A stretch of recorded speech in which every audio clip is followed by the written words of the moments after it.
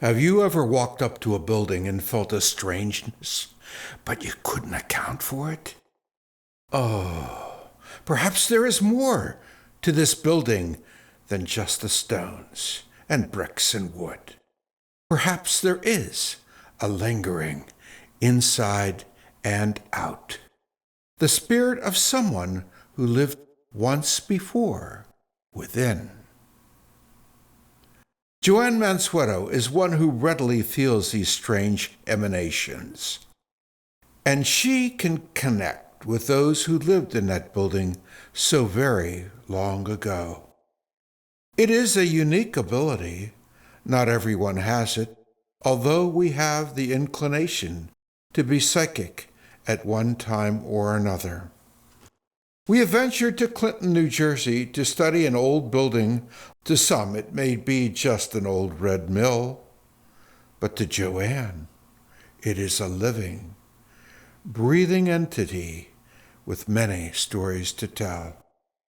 Many lives have lived here.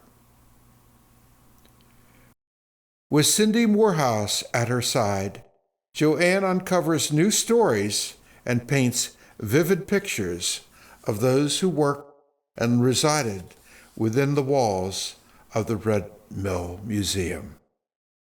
Norman and Steve, paranormal investigators, try to latch the voices that reside with the stories that Joanne has to tell.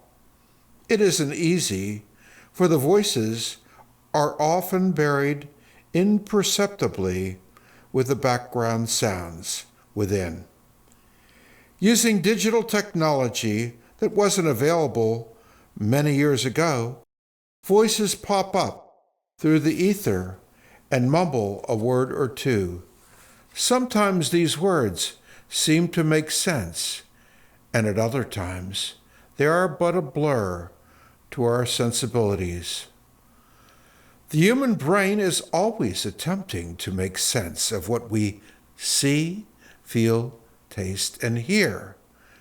It is always struggling to make connections with what we hear. As one of the principal researchers, I too am delving deep into making sense of what is being heard. Though I try to make connections that are meaningful, sometimes what I hear is not always what other people hear. This is to be expected. This is called pareidolia. And it goes on in most of our lives when we hear what we want to hear instead of what is being said. As we roam through this complex that propels us through hundreds of years, we too are faced with the enigma of the spirit of souls who lived long ago, trying to make contact, if only for a second or two, with this side of reality. Enjoy the journey, and if it makes you think for just the moment or two longer than you expected, we have fulfilled our jobs as investigators. For those who lived a century or two earlier than we must remember that they too laughed and cried and wondered each day what the new hours would bring forth in their lives. Sometimes it is more questions than answers. We don't claim to be infallible with regard to the stories we uncover.